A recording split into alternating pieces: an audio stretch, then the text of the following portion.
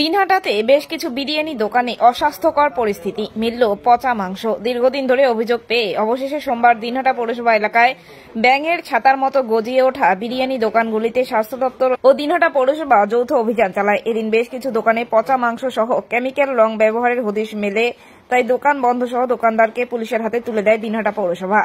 এদিনের এই বিশেষ অভিযানে উপস্থিত ছিলেন দিনহাটা পৌরসভা chairman Gourishankar Maheshwari, vice chairman Sabir Saha Chowdhury, Dinhata মহকুমা হাসপাতালের হাসপাতাল সুপার চিকিৎসক রঞ্জিত মণ্ডল ছাড়া অন্যান্যরা। এই অভিযান নিয়ে পৌরসভা চেয়ারম্যান কি বললেন শুনবো। আমাদের কাছে বিগত 1-2 দিন ধরে একটা অভিযোগ আসছে, বিরিয়ানি যেসব দোকানগুলো আছে ওখানে মানে একটা কেমিক্যাল মেশানো হয়, যেটা মানুষের স্বাস্থ্যের পক্ষে বিরাট ক্ষতিকারক।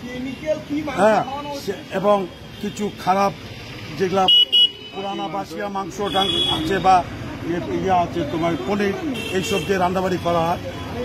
আমরা ফুড সেফটি অফিসারকে রেখেছিলাম, এসডিও হসপিটালের সুপার সাহেব ছিলেন, আমার পৌরসভার আমার কাউন্সিলর ছিলেন। আমরা বের হলাম, অনেক কটা দোকানে আমরা অসংগতি পেলাম। তাদের শহরে আজকের থেকে বিরিয়ানির দোকান এবং চাউমিন আমরা বন্ধ করে দিয়েছি।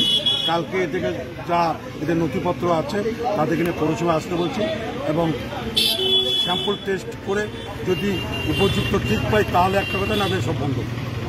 আরেকটা বিষয়,